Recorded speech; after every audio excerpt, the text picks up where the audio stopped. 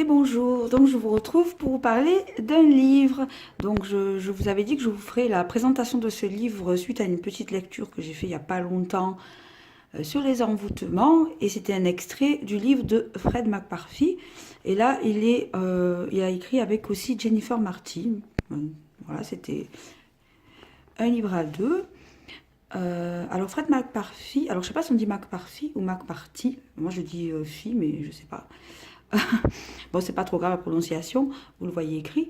C'est un auteur que j'ai découvert il y a très peu de temps, en cherchant des livres sur les anges, sur l'angélologie donc. Et j'ai découvert cet auteur, et en fait j'ai eu un coup de cœur énorme pour cet auteur. J'aime énormément la façon dont il écrit déjà. J'aime ce qu'il propose parce que c'est pas ce qu'on retrouve justement dans différents livres. C'est une recherche, un travail. C'est quelqu'un qui a quand même eu des initiations, qui sait de quoi il parle. Et surtout, c'est bien écrit, c'est-à-dire que la phrase est claire. Elle fait, c'est pas, on va pas retrouver, comment dire. Vous savez, des fois, vous allez lire 10 pages et pendant 10 pages, on vous rabâche la même chose. Là, non, on vous le dit une fois, c'est bien dit, c'est net, on comprend. Et voilà, c'est très très bien écrit. Ce que j'apprécie aussi, c'est qu'en général, il n'y a pas d'implication de la part de l'auteur, c'est-à-dire on n'a pas ni sa vision ni son avis. Il énonce les choses telles qu'elles sont et libre à chacun de le prendre ou de le laisser en fait. Et c'est quelque chose qui, moi, personnellement, me plaît énormément. Et sans parler que j'ai appris énormément de choses en lisant ces livres. Alors, je vous présenterai au fil du temps les livres parce que j'en ai vraiment beaucoup. J'ai les anges, alors il y a 3 tomes, semble-t-il. J'ai les Rose-Croix dernièrement que j'ai acheté. J'ai un gros livre comme ça de table. Enfin, j'ai plein de choses de lui en fait. Donc, je vous les présenterai. Voilà, c'est vraiment un auteur, je suis très très fan du travail qu'il fait et j'apprends énormément et ça c'est rare parce que souvent dans les livres on va un peu trouver les mêmes choses en permanence et là c'est un sacré travail qu'il nous fournit. Alors les livres au niveau du prix sont plus ou moins accessibles, sachant que, alors je sais pas, voilà, c'est chez ta publication. D'après ce que j'ai compris, si je ne dis pas de bêtises, c'est à l'auteur, c'est à Fred McCarthy. Donc voilà, il a une maison d'édition dont les livres, voilà, ça c'est un prix plutôt abordable. Et il y a des livres beaucoup plus chers, mais il faut savoir que c'est des livres de qualité. Et c'est un travail énorme. Donc moi je vous dirais que ça c'est des livres... enfin, en tout cas, ceux qui sont assez chers, ce sont des livres que l'on investit au niveau de la magie. Donc, si vous n'êtes pas dans la magie, en effet, si vous n'allez pas très très loin dans votre démarche, c'est peut-être pas utile de les avoir. Alors, celui-ci, c'est pareil.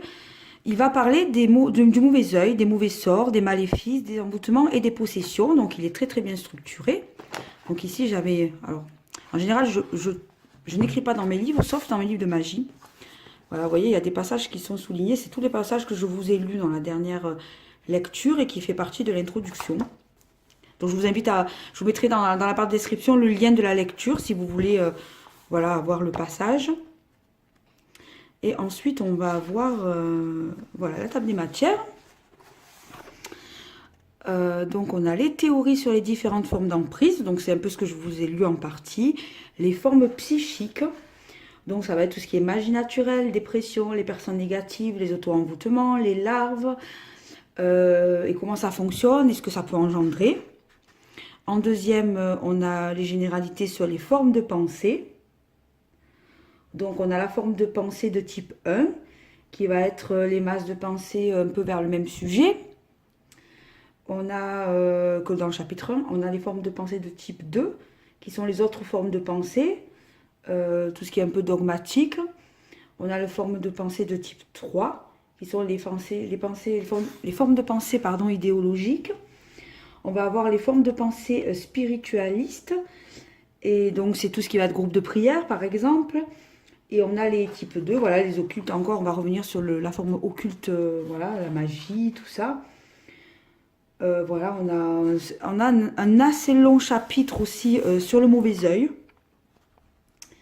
Voilà, dans le chapitre 3, on va aborder les formes pensées, les charges occultes. Vous le voyez, hein, c'est très très bien. Je ne sais pas si vous voyez bien l'écran, j'espère que oui. C'est très très bien développé. Et après, on va aborder bien sûr tous les types d'envoûtements qui sont beaucoup plus rares que ce que l'on croit. C'est pour ça que je vous avais lu ce passage, parce que c'était intéressant. Et il explique vraiment très très bien, en plus que dans tous les livres. Et ce que j'ai beaucoup aimé aussi, c'est qu'à un moment donné, il explique rapidement les égrégores, mais très rapidement. Et en fait, je ne le savais pas parce que j'ai lu, comme beaucoup, le livre sur la magie des égrégores. Et en fait, des fois, en fait, ce sont des formes de pensée qui sont confondues avec des égrégores. Et ça, je ne savais pas du tout. Du coup, il m'a vraiment apporté en plus une autre vision des égrégores. J'ai beaucoup aimé. Voilà, on a les possessions donc. Et après, on va avoir les pratiques pour se libérer, la prière. On va avoir des outils comme les chandelles, les encens, les huiles, voilà, tout ça. On a encore, et oui, c'est pas fini, vous avez vu le livre, pourtant il n'est pas énorme, mais ce que je vous disais, c'est ça. Vous allez dire, il y a beaucoup de chapitres, pourtant le livre n'est pas épais, mais en fait, il n'y a pas de blabla. Voilà, on va droit au but, du coup, ça fait des chapitres plus courts à lire et je dirais très clair, voilà, il n'y a pas d'autres mots en fait, c'est bien écrit, voilà, il n'y a pas de blabla. Ça j'apprécie beaucoup. On s'éloigne pas non plus, on part pas dans tous les sens, c'est très, voilà. Donc je vous laisse un peu regarder l'index. Ça aussi j'ai beaucoup aimé, je connaissais pas du tout. Il explique à un moment donné les huiles, vous savez la goutte d'huile dans l'eau, on le connaît tous, mais il a parlé de notre système avec un bol noir, je connaissais pas du tout. On va regarder son reflet. J'ai beaucoup aimé, comme moi j'aime énormément l'eau.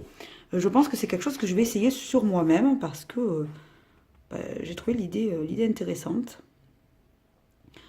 On a la pratique contre les mauvais esprits et l'exorcisme. Et je crois que c'est tout. Hein. Voilà. Alors, c'est un livre, comme on peut le voir sur la couverture. C'est pour ça que je ne l'ai pas mis directement en description sur le passage. C'est pas un livre qui va non plus aller à tout le monde. C'est-à-dire, si vous êtes intéressé par la Kabbale, c'est un livre qui va vous parler.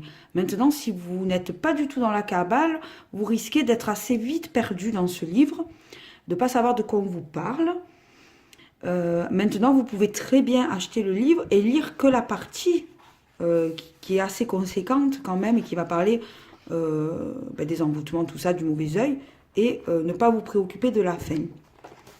Parce qu'on est quand même sur quelque chose, voilà, vous voyez, qui est quand même... voilà, on est dans quelque chose qui a trait à la Kabbale. Hein. Voilà, vous voyez, on n'est pas du tout dans un livre qui va être pour tout le monde non plus. Mais je pense que ne serait-ce que pour la première partie, il vaut vraiment le coup d'être lu. Parce que c'est une vision totalement différente des envoûtements et du mauvais œil. Des idées reçues qui sont véhiculées un peu partout sur Internet et qui sont fausses. Hein, qui sont fausses. On ne se fait pas envoûter aussi facilement que ça. Donc je vous montre quelques pages pour vous faire une idée. Hein. On ne va pas se faire aussi facilement envoûter que ça. Et moi, si j'ai un livre à vous conseiller, c'est bien celui-ci. Si du moins vous êtes intéressé, si vous avez une approche kabbalistique ou même religieuse, ça peut vous inspirer ou vous faire connaître des passages que vous ne connaissez peut-être pas, des textes.